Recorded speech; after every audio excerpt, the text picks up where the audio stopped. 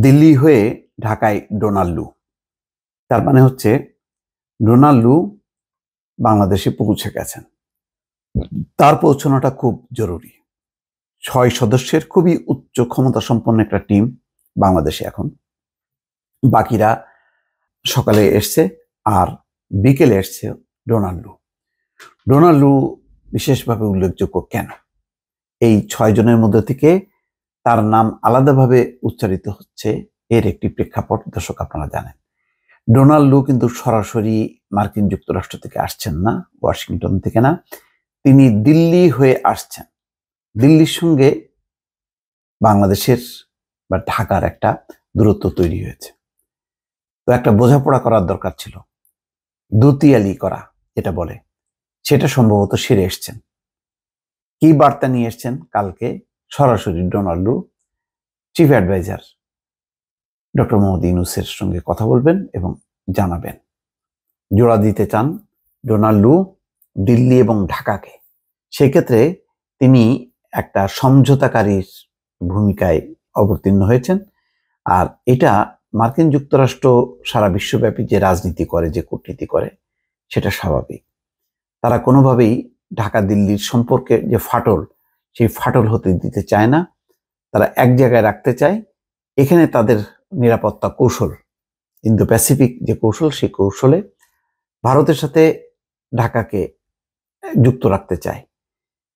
এখানে এই অঞ্চলে মার্কিন যুক্তরাষ্ট্রের প্রভুত্ব বা তার নেতৃত্ব, তার আধিপত্য বজায় রাখতে গেলে প্রথমত ভারতকে দরকার, দ্বিতীয়ত বাংলাদেশকে দরকার।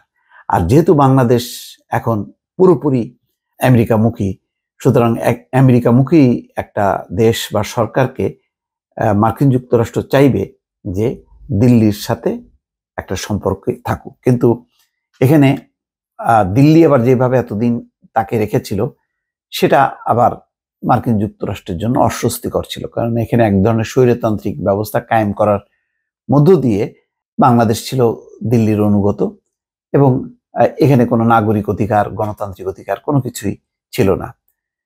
তো মার্কিন যুক্তরাষ্ট্রের হিসাব হলো যে কোনো দেশ যদি স্বৈরতন্ত্রের পথে হাঁটে, সে কোনোভাবেই পশ্চিমামুখী হবে না, আমেরিকামুখী হবে না, সে রাশিয়া বা চীনমুখী হবে।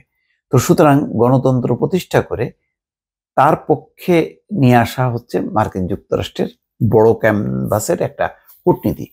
সেই কূটনীতির একটি বার্তা নিয়ে দিল্লি হয়ে আসছেন, কেননা ইতিমধ্যেই দিল্লির সাথে ঢাকার বেশ দূরত্ব তৈরি হয়েছে।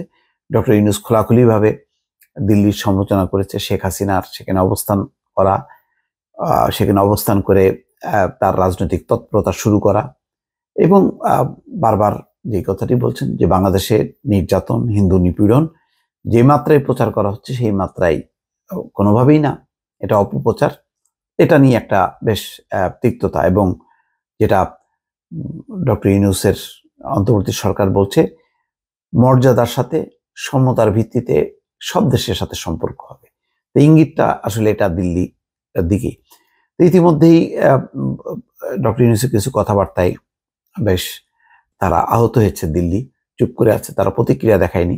তো সব মিলিয়ে এই দুই অংশটাকে একটা জোড়া দেয়া এবং সেই কথাবার্তা বলেই ডোনাল্ড লু ঢাকায় এসেছেন দিল্লি হয়ে। ফলে দিল্লির কিছু গুরুত্বপূর্ণ বার্তা নিশ্চয়ই ঢাকাকে ডোনাল্ড লু শোনাবে। এই কারণে ডোনাল্ড লুর বিষয়টি একেবারেই একটু আলাদা। আর বাকি যারা এসছেন ইতিমধ্যে, যে যুক্তরাষ্ট্রের রাজস্ব দপ্তরের ডেপুটি আন্ডার সেক্রেটারি ব্রেন্ট নেইম্যানের নেতৃত্বে একটি প্রতিনিধি দল ঢাকায় এসছে।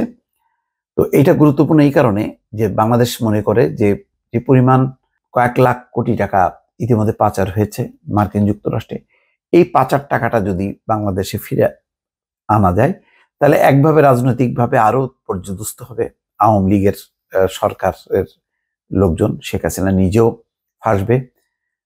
অন্যদিকে বাংলাদেশের যে রিজার্ভ সংকট, টাকার সংকট, সেই সংকটটা দূর হবে।